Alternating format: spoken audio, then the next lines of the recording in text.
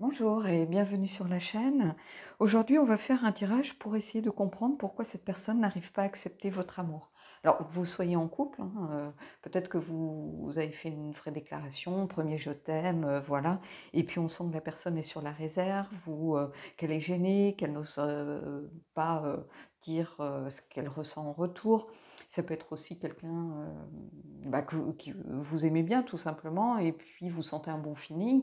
Et puis vous avez envie de vous dévoiler un peu plus, de faire une sorte de déclaration pour dire un petit peu ce que vous ressentez. Et puis vous avez l'impression que du coup, cette personne, elle fait marche arrière, elle fuit, voilà. Comme si, alors que vous sentez qu'il y a de la réciprocité, mais ça va au-delà de la peur des sentiments, il y a quelque chose d'autre derrière. Donc on va essayer d'aller voir un petit peu.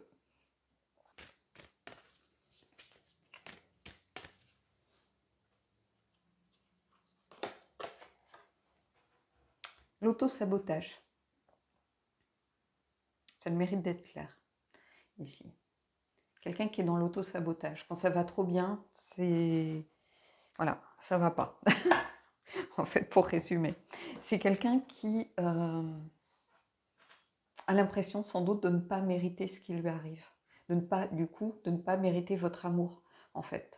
Quelqu'un qui est continuellement dans l'auto-sabotage. Et je pense que peut-être que si vous observez peut-être son comportement, si vous connaissez ses anciennes relations, par exemple, ou peut-être au niveau du travail aussi, hein, parce que c'est quelqu'un qui a tendance peut-être à se dévaloriser, ou alors qui culpabilise pour quelque chose qui s'est passé, et du coup c'est un moyen de se punir, entre guillemets, euh, de quelque chose dont il pense être responsable, par exemple. En tout cas, c'est quelqu'un qui manque de confiance en elle ou en lui, peu importe si c'est un homme ou une femme, hein. Mais c'est quelqu'un qui a tendance à se dévaloriser. Alors, tant que ça reste léger, sur le premier degré, voilà, on passe du bon temps ensemble, on se fréquente, ça va. À partir du moment où ils sont la sincérité, un attachement, une demande peut-être d'engagement de votre part, par exemple, eh ben, là, c'est peur, panique, et on fait tout pour saboter l'histoire. Donc, c'est très compliqué, en fait, d'être avec ce genre de personnes parce que euh, je pense que sont des personnes qui ne s'aiment pas et qui ont du mal à comprendre qu'on puisse les aimer, hein. On a vu ça dans un tirage précédent où je vous disais, euh, quand on ne s'aime pas, c'est compliqué d'accepter que quelqu'un d'autre vous aime parce que vous ne pensez pas le mériter, donc vous ne comprenez pas euh, que quelqu'un d'autre vous perçoive comme digne d'être aimé. Et ici, on est un peu là-dedans. Mais en tout cas, c'est quelqu'un qui s'aborde, du coup, ses propres histoires, en fait, hein. Euh, tout ce qui... alors ça peut être de la peur de l'engagement, et du coup, on s'en sort par une sorte, entre guillemets, de pirouette, qui est le fait de saboter soi-même l'affaire. Euh, Après, il faut aller voir un petit peu peut-être les causes. Donc, on va essayer de voir avec le tarot si quelque chose se dégage de tout ça. Alors, c'est pas sûr, hein, déjà, ça, c'est une clé déjà d'entrée, je pense, pour vous. Si vous aviez l'impression, vous vous dites c'est de ma faute, ou j'ai dû peut-être faire quelque chose, dire quelque chose, peut-être je me suis trop précipitée, ça lui a fait peur. Alors, oui, quelque part, ça lui a fait peur, mais le souci vient de la personne. Alors, c'est un tirage général, donc c'est peut-être vous au contraire, qui avait peur d'accepter l'amour de l'autre. Et dans ce cas-là, regardez, justement, ça va vous donner peut-être une clé d'entrée pour pouvoir faire un travail sur vous-même en regardant est-ce que vous n'avez pas tendance à justement saboter vous-même un petit peu les belles choses qui vous arrivent. Alors, ça peut être quelque chose d'inconscient, hein, dont on ne perçoit pas forcément la mécanique, mais c'est quelque chose de profondément ancré, toujours. J'ai l'impression que c'est lié à des fantômes du passé, aussi à un passé.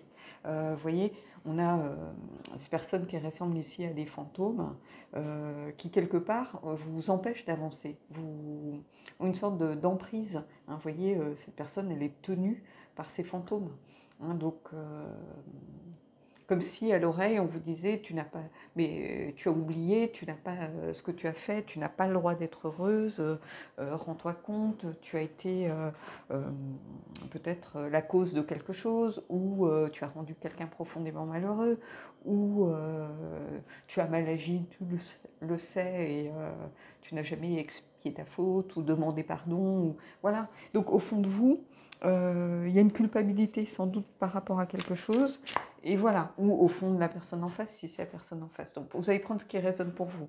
Mais je pense qu'il y a beaucoup de culpabilité par rapport à quelque chose lié au passé. Alors, ça peut être par rapport à des liens familiaux, ça peut être quelqu'un qui a coupé les ponts, peut-être avec sa famille, et puis ses parents, il a appris que ses parents avaient disparu, il les a jamais revus, par exemple. Donc il ne se sent plus le droit d'être heureux.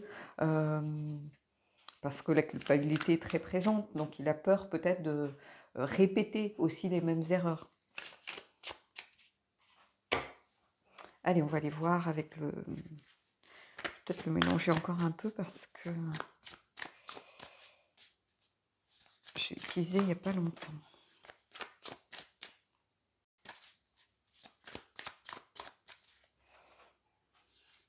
Alors, c'est le Wild Unknown.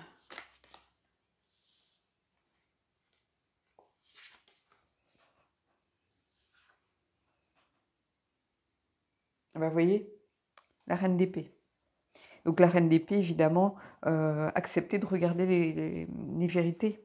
Hein, les vérités, bah, bien sûr que ça peut faire mal, mais essayer de les enfouir, de les cacher sous le tapis, ça ne sert strictement à rien, parce que ces vérités refont surface. Il faut mieux souvent affronter, par exemple, les fantômes du passé, affronter une responsabilité par rapport à quelque chose, affronter sa culpabilité, affronter ses erreurs et regarder les choses comme elles sont. Ça ne sert à rien de vouloir enterrer, enfouir les choses. Le jour où elles remontent, c'est beaucoup plus violent que quand on affronte les choses de façon lucide et en toute connaissance de cause. Ici, la reine d'épée, c'est quelqu'un qui est exigeant avant tout avec elle-même. Hein. Donc cette notion d'auto-sabotage, ben, elle est accentuée par justement ce caractère de la reine d'épée qui a tendance à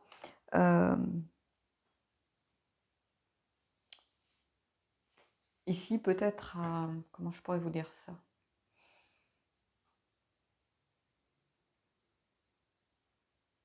Être tellement exigeante en fait avec elle-même que elle n'accepte pas le bonheur qui est à sa portée. Je ne sais pas si j'arrive à bien m'expliquer en fait, parce que je vois les images, mais j'arrive pas forcément à les redonner. Et puis c'est vrai qu'en ce moment je suis fatiguée, donc. Mais ici il y a quelque chose de cet ordre en fait. Vous voyez les perchés sur cette épée. Et pourtant, la chouette, c'est un animal qui est en lien avec la sagesse. Donc, c'est quelqu'un qui, pourtant, a la capacité d'ouvrir les yeux, en réalité, et de regarder les choses comme elles sont, sans forcément en avoir peur. Mais pour l'instant, c'est comme si cette culpabilité, sans doute, ou cette peur de la vérité était plus forte que l'envie d'être heureux, en fait. On va aller voir un peu plus, mais... Vous voyez, le hiérophante.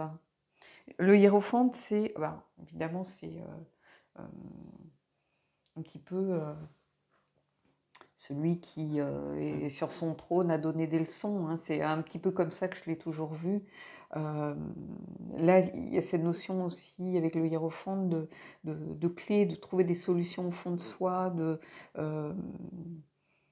d'apprendre, de tirer des leçons de ses erreurs passées. Et il y a quelque chose en lien aussi avec la punition divine ici, qu'on ne retrouve pas forcément dans d'autres jeux.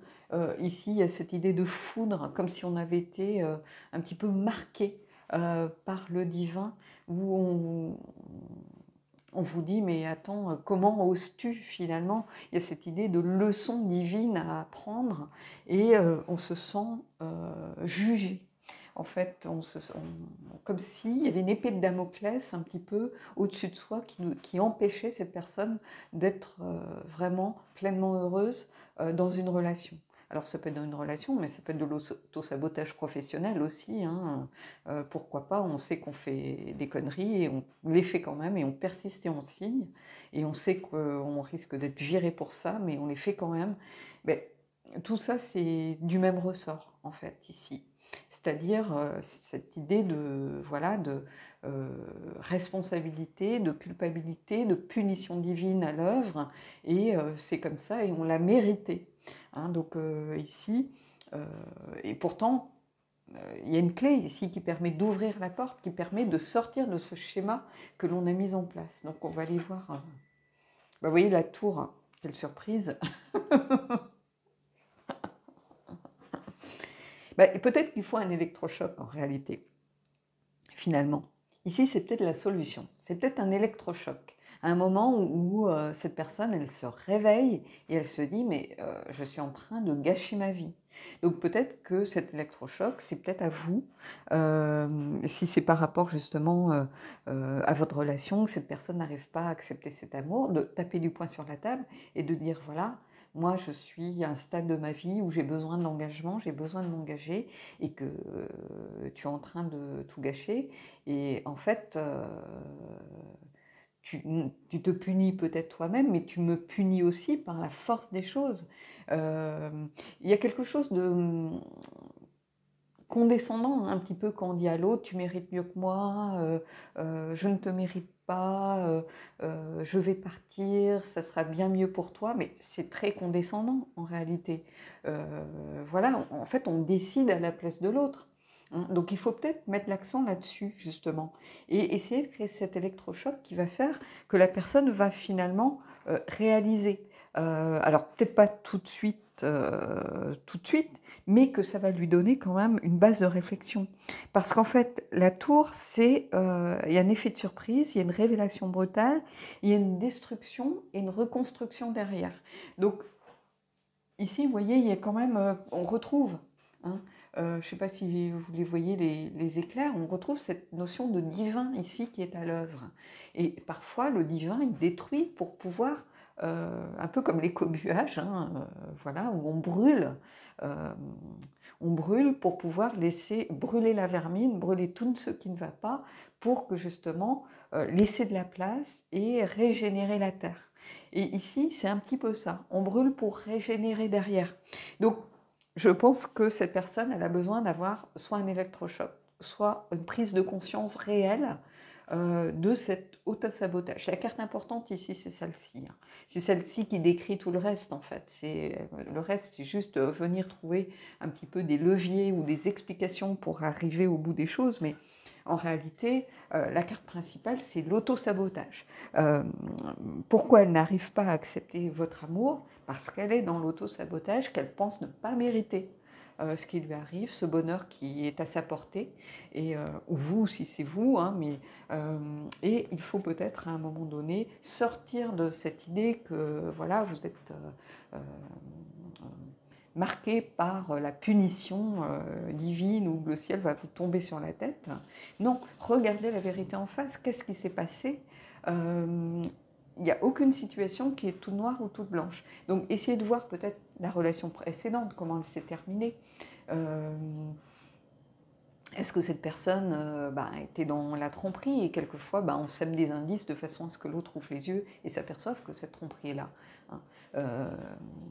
Il y a des gens qui trompent justement parce qu'ils ne sont pas capables de dire à l'autre que voilà, il y a quelque chose qui ne fonctionne pas et ils espèrent que l'autre va faire le travail à leur place, c'est-à-dire prendre les décisions.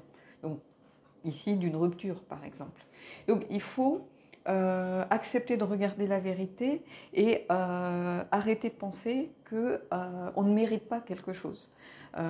Parce qu'ici, c'est ça, je vous dis, c'est un peu la punition de l'univers par rapport à des faits passés, des fantômes du passé qui sont toujours présents. Donc il va falloir réussir à brûler ces fantômes, hein, voilà, les occulter purement et simplement. Hein. Mais il y a un travail à faire, ça c'est sûr, et surtout il y a une prise de conscience qui doit être brutale s'il faut être brutal, mais peut-être dire à la personne euh, que vous êtes à même, vous êtes une adulte ou un adulte et vous êtes à même de faire vos propres choix dans la vie et que vous choisissez d'être avec qui vous voulez. Que ce n'est pas quelqu'un d'extérieur qui doit décider ce qui est mieux pour vous. Ça, c'est votre choix. Que quelqu'un vous dise je ne t'aime plus ou j'ai rencontré quelqu'un ou on se dispute tous les jours ou tu vois bien que ça ne fonctionne pas, c'est une chose. Mais quelqu'un qui vient vous dire que elle ne vous mérite pas, ou que vous ne la méritez pas, ou ce genre de discours un petit peu tendancieux, où vous méritez mieux que ça, ou vous dites peut-être elle mérite mieux que moi. Bah, non, en fait, ça, là, cette personne, elle est capable, elle est adulte et elle a ses propres choix à faire. Vous n'avez pas à faire ce genre de choix pour elle. Ça, c'est complètement idiot, par contre. Hein, donc, voilà. Allez, on va aller prendre une carte du Magic of You pour voir ce qui vient s'accentuer un petit peu là-dedans.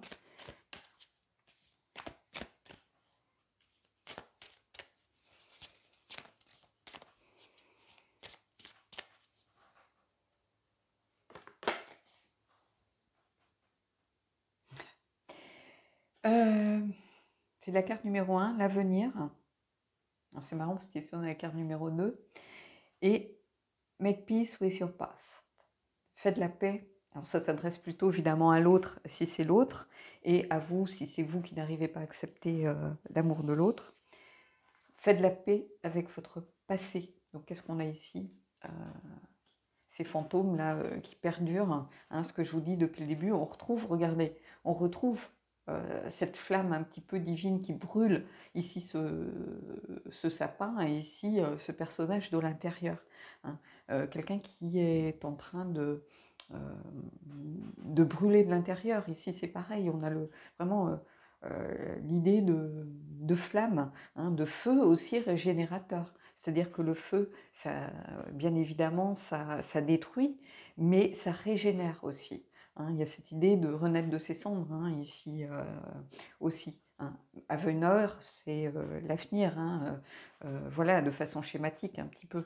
Hein. Donc, on retrouve vraiment le lien ici. Je pourrais la mettre là, mais j'ai peur que je sois trop au ras des pâquerettes, vous ne la voyez pas, mais j'aurais pu la mettre à côté de la tour ici. Hein. Et, regardez, on a la même symbolique, si je puis dire, par rapport au message ici de ces deux cartes. Donc il y a quelque chose vraiment à détruire en lien avec le passé pour pouvoir reconstruire quelque chose de positif sur cette base et sur de nouvelles fondations, en fait.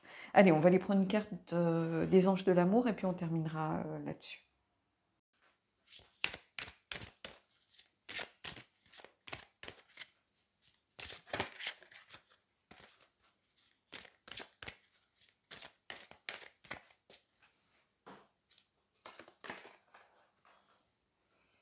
Laissez une chance à votre relation. Travaillez sur votre couple. Donc ici, ben oui, en fait, il va falloir peut-être, si vous tenez à la personne, essayer de lui laisser un petit peu